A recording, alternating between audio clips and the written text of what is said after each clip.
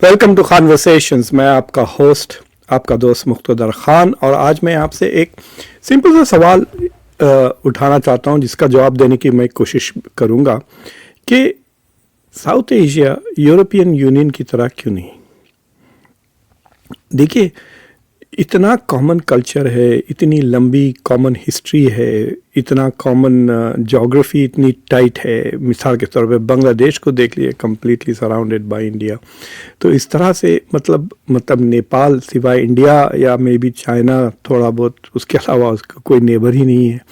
So given this huge geographical cultural integration, south Asia में एक तरह से आप कह सकते हैं कि यूरोपियन यूनियन जैसी यूनिटी और common market, common rules, common norms क्यों नहीं।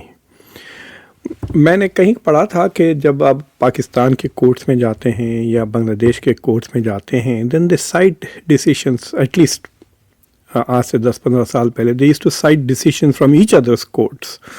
अब वो भी नहीं होता। अब तो बस एक दूसरे को दुश्मन, घुसपैठिया, and I mean the politics have become so nasty, so dirty, hateful, false narratives, distance बढ़ते जा रहा है। फॉरेन पावर्स का इन्वॉल्वमेंट, हर मुल्क चाइना की तरफ देख रहा है, इंडिया भी अमेरिका की तरफ या इजराइल की तरफ देख रहा है। They are all looking for foreign sponsors, foreign support, foreign aid. Internally कुछ नहीं हो रहा है। तो मैं आपको थोड़ा बहुत डेटा बताता हूँ, फिर उसके बाद we can talk about it. अगर आप लोगों के पास इंटरेस्टिंग सवाल जवाब है, instead of just coming and, मतलब मैं शो शुरू करने से पहले ही नफ़रत का इजहार लोग करने लग गए थे। तो so I begin by showing you some basic data, उसके बाद हम बात करते हैं। तो ये जो आप चार्ट देख रहे हैं, what you are seeing now is inter regional goods trade. तो मैंने क्या किया, जो मुख्तलिफ रीजन्स हैं दुनिया के, उनका डेटा आपके सामने प्रेजेंट कर रहा हूँ। South Asia, Latin America and the Caribbean, European Union, African Union, ASEAN और Eurasian Economic Union. Eurasian Economic Union ये जो रशिया, सेंट्रल एशियन मुल्कों के साथ बनाया हुआ है, वो है वो EAEU कहते हैं उसको, रशिया +5। तो अगर आप देखें, जो पहला कॉलम है वो it mentions the various regions. इसमें अनफॉर्चुनेटली मैं भूल गया to use NAFTA 2.0, but anyway that is also in literally trillions of dollars है वो। तो total intra regional goods trade जो दिख रहा है आपको, साउथ एशिया में $35 बिलियन का इंटरनल ट्रेड होता है। ये 2024-25 का डेटा है। यानी आपस में जो ये 8 मुल्क हैं साउथ एशिया के, अफ़गानिस्तान, पाकिस्तान, हिंदुस्तान, बांग्लादेश, नेपाल, भूटान, मालदीव्स और श्रीलंका, इनके बीच में $35 बिलियन का ट्रेड होता है, विच इज़ जस्ट 2.8% ऑफ उनका टोटल ट्रेड। तो अगर आप पाकिस्तान का टोटल इंटरनेशनल ट्रेड, डोमेस्टिक छोड़ दें, इंटरनेशनल ट्रेड, नेपाल का, ये सारे 8 कंट्रीज़ का अगर आप ज्वाइन करें तो ये 50 गुना ज़्यादा है। It will be close to 1.5-1.8 trillion dollars के करीब। इंडिया का खुद ओवर $1 ट्रिलियन चला गया है टोटल ट्रेड। तो इंटरनली आपस में साउथ एशिया का टोटल ट्रेड इज जस्ट 2.8%। यानी कि दीज आर ट्रेडिंग कंट्रीज, ये ट्रेड करते हैं, बहुत ट्रेड करते हैं, लेकिन आपस में नहीं करते, दूर से ट्रेड करते हैं। लैटिन अमेरिका का देखिए आप, $209 बिलियन, ये भी ग्लोबल साउथ में आता है, ये भी गरीब मुल्क है। और इनका जो ट्रेड है हैरत अंगेज़ है कि वो आप कह सकते हैं $209 बिलियन है, और which is about 8%। So they are not also very integrated. और फिर यूरोपियन यूनियन है जो आपस में जो ट्रेड करता है, EU $4.25 ट्रिलियन, यानी आधा ट्रेड उनका, नियरली 45% वो आपस में करते हैं, बाकी का अमेरिका और चाइना के साथ होता है। तो मेन पार्टनर्स, ट्रेडिंग पार्टनर्स जो यूरोप के हैं वो US है, US के साथ कुछ 1 ट्रिलियन से ज़्यादा होता है, और चाइना के साथ शायद 2 और ज़्यादा होता है। सो द टोटल 55% में mostly it will B US versus and China. African union का टोटल ट्रेड देखिए, it's exactly like Latin America and Caribbean 8%. It is half the size of Latin America. African union $100 billion का वो आपस में trade करते हैं. Africa का जो टोटल, द कॉन्टिनेंट का टोटल अगर आप ट्रेड देख लें, जीडीपी देखें, तो इंडिया से छोटा है पूरा का पूरा अफ्रीका. पूरे 50 जितनी भी कंट्रीज हैं उनको पूरों का ऐड कर लें, then they are in population less than India and in GDP they are less than India. हालांकि आपस में जो ट्रेड है अफ्रीकन कंट्रीज़ में वो 4 गुना ज़्यादा है, 3 गुना ज़्यादा है इंडिया साउथ एशिया से. दे डू $110 बिलियन और 7.10. आसियान का देख लें, this is one of the most successful. European Union से के अलावा ये सबसे इंटीग्रेशन, ये जो आसियान ट्रेड है, it's very very important.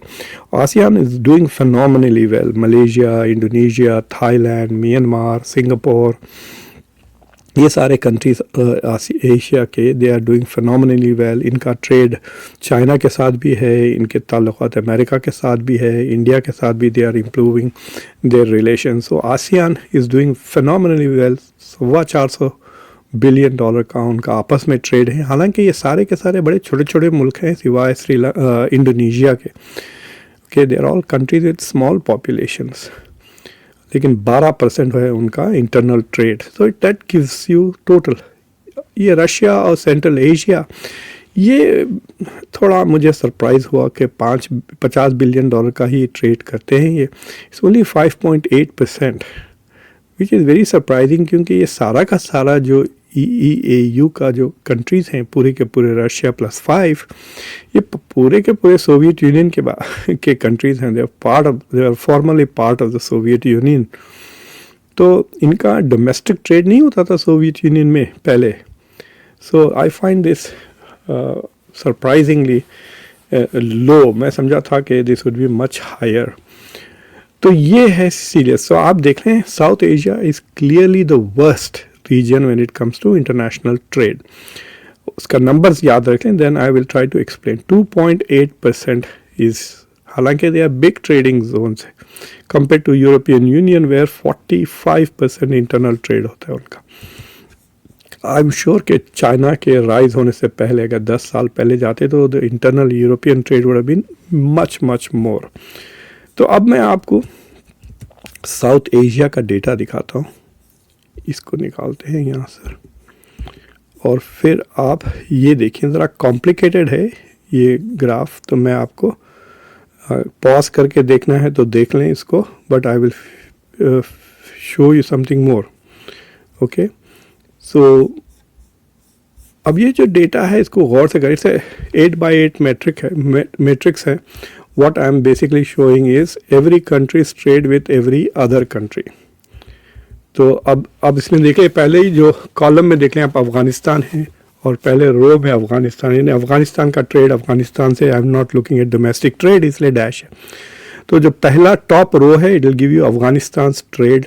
Bangladesh के साथ वो 5 मिलियन का ट्रेड है. कैन यू इमेजिन, $5 मिलियन का ट्रेड होता है बस. अफ़गानिस्तान का इंडिया के साथ तकरीबन $1 बिलियन के करीब ट्रेड है, which is very good. Maldives के साथ कोई भी ट्रेड नहीं है. ये हैरत अंगेज. There is zero trade between Afghanistan and trade. थोड़े बहुत अमीर लोग तो होंगे अफ़गानिस्तान, जाए मालदीव्स में छुट्टी मनाए. मालदीव्स के पास पता नहीं क्या है, फ़िश वगैरह तो खाते नहीं Afghanistan. This is partly because Afghanistan is land locked और लोगों का गरीब है मुल्क काफ़ी. Very few people must be rich in Afghanistan जो तालिबान के नहीं हैं. नेपाल के साथ उनका 2 मिलियन का ट्रेड है और श्रीलंका के साथ 3. तो Afghanistan basically trade with India and Pakistan. तो अफ़गानिस्तान का पाकिस्तान के साथ बहुत ज़्यादा ट्रेड है. $1.5 बिलियन का ट्रेड है. तो भारत के अलावा अगर आप ये राइट, ये जो आप देख रहे हैं उसमें जहाँ टोटल ट्रेड लिखा हुआ है US 34.9 राइट साइड, अगर आप उसमें कॉलम में राइट में देखें नंबर्स लिखे 1 2 3 4 5, तो टॉप 5 में 4 इंडिया के ट्रेडिंग पार्टनर्स हैं, बांग्लादेश, नेपाल, श्रीलंका और भूटान. जो 4th स्पॉट पे है वो पाकिस्तान और अफ़गानिस्तान के आपस का ट्रेड है. So this is the only major trading partners जो आज जंग लड़ रहे हैं आपस में, विच आर आउटसाइड इंडिया, और दे आर नेबर्स. देखिए नेबर्स के बीच में तो ट्रेड होना ही चाहिए. इनफैक्ट आपका biggest trading partner should be your neighbour.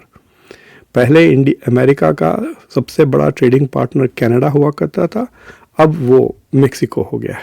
China has always been second और थर्ड. नेबर्स बॉर्डर्स खोल दें, ट्रेड करें. It is so important. Joint development हो सकता, शेयर डेवलपमेंट हो सकता. एनीवे, तो एंड आई थिंक ये जो अफगानिस्तान और पाकिस्तान के बीच में है, there is a lot of informal, यानी स्मगलिंग काफ़ी होती है. तेल फॉर एग्जांपल ईरान से आता है थ्रू अफगानिस्तान. मैं सुना कि एक फॉरेन करेंसी की भी काफ़ी स्मगलिंग होती है. So the official trade is 1.5 billion. मेरे ख्याल से आप कह सकते हैं इनफॉर्मल ट्रेड भी बहुत ज़्यादा होता है जिसका कोई रिकॉर्ड नहीं है. एनीवे, तो बांग्लादेश का आप देखिए सबसे बड़ा ट्रेडिंग पार्टनर. तो instead of looking at all of this, आप वो कॉलम देखिए जो इंडिया का है. इंडिया का सब अफगानिस्तान के साथ 1 बिलियन, बांग्लादेश के साथ तकरीबन 13 बिलियन, भूटान के साथ 1.6 बिलियन. वैसे इंडिया सबसे ज़्यादा फॉरेन एड जो देता है वो भूटान को देता है, बाय द वे. फिर मालदीव्स के साथ देखिए तकरीबन 1 बिलियन के करीब है ट्रेड. और फिर नेपाल के साथ काफ़ी ज़्यादा है, लेकिन अब इंडिया के ताल्लुकात नेपाल के साथ भी थोड़ा टेंस होते जा रहे हैं. इनफैक्ट मुझे लगता है ये फिगर गिर जाएगा, बिकॉज इंडिया ने नए नए कंडीशंस लगा दिए नेपाल की चाय के ऊपर, और नेपाल की जो उसको रोक रहे हैं.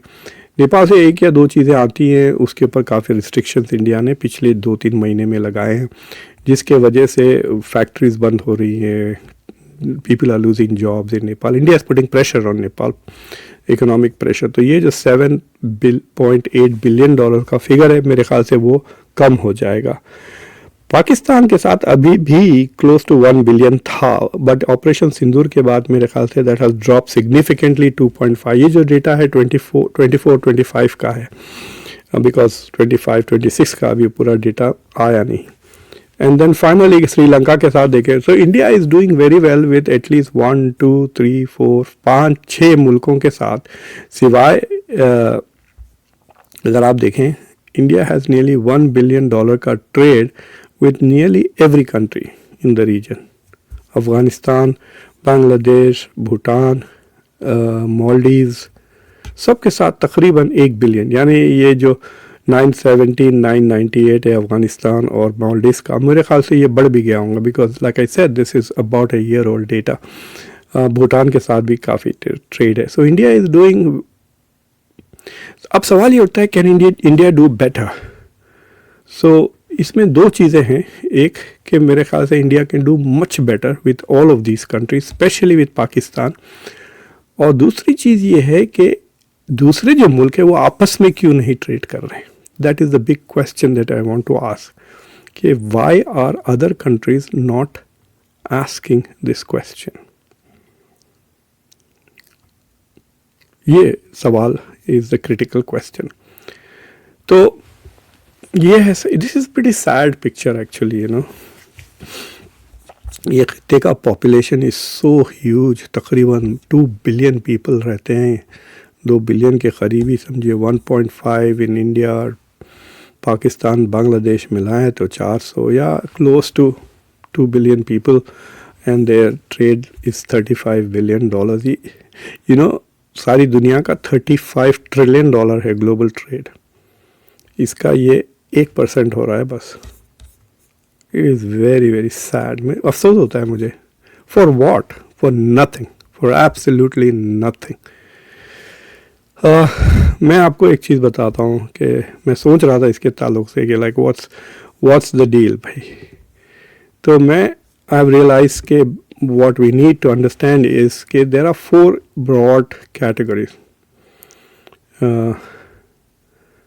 and वो 4 broad categories जो है, let me share this with you.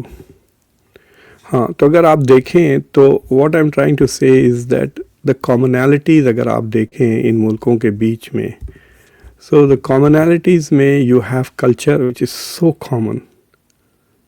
भाई Bollywood itself is such a major glue जो सारे मुल्कों को करीब लगता है. शाहरुख खान का नाम ले लो आप, काबुल से लेके चिटागोंग तक he is like a darling of everybody. India के गाने, इंडिया का culture is very common. In fact it is quite possible कि अफ़गानिस्तान और भूटान में कोई चीज़ कॉमन ना होगी, but there is a lot in common between India and Bhutan and India and Afghanistan. And the same India और श्रीलंका में भी बहुत कॉमनैलिटीज़ हैं.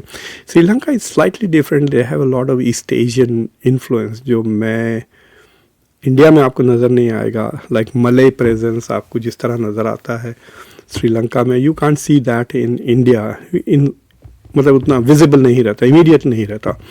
But yes, I have not been to Maldives so I don't know, but culture इतना common है, geography भी इतनी ज़्यादा मतलब चेंज नहीं हो सकती. They are tied to each other, they are married to each other by space. तो फिर इकोनॉमिकली ये पीछे क्यों? उसकी वजह politics. Shared identity, shared values, shared culture, shared geography के बावजूद they are not able to handle their politics. There is a failure of leadership. I think कि सार्क वार्क तो बना था, but I think that after the passage of say Indira Gandhi, हमारे पास कोई ऐसा लीडर नहीं आया जो खित्ते को जोड़ सकता था. तो जिस तरह से under Nehru and Indira Gandhi the region के मोर और लेस क्लोजर. हालांकि जो पाकिस्तान के साथ जो बड़े जंग हुए तो इनके दौरान में ही हुए थे, 47, 65, 71. बट उसके बावजूद I think the region was more integrated. काफ़ी ट्रैवल होता था. Pakistanis armed forces used to recruit from Indian universities until 1965. तो ऐसे कई चीज़ें हैं जहाँ पे काफ़ी रीजनल कॉमनैलिटीज़ थे, लेकिन अनफॉर्चुनेटली तो So for example, आप look at the comments here, you can see the hate, नफ़रत से भर गया है region. और unfortunately India is the leader of the region, but this is failure of Indian leadership. इसमें और कोई सवाल ही नहीं पैदा होता. अगर if you just wanted to blame it on Pakistan तो छोड़ दें आप, but right now for example India और नेपाल को ले लें, there are two Hindu countries और उनके ताल्लुकात भी अच्छे नहीं हैं. Right now there's so much tension कि जिस तरह के India is treating Nepal, that Nepal-India trade figure will go down for next year. So you can't just say, oh, this is about Pakistan, this is about Islam or Muslims. Or India is doing pretty well with radical Islam, with Afghanistan, देखिए. So this assumption कि it's about radical Islam, that is also not sure, you know. So there is that analysis. So we will see what will happen going forward. बातें तो बड़ी करते हैं, civilization, long history. If it is not working towards integration, then what is the point? तो anyway, जो लोग अभी देखा मैंने काफ़ी लोग लेट से जुड़े हैं, तो I'll just quickly summarize before I leave कि देखिए ये है खित्ते साउथ एशिया में 2.8% ही इंटरनल ट्रेड है, बाकी सारा ट्रेड दूसरों के साथ करते हैं साउथ एशियन कंट्रीज़.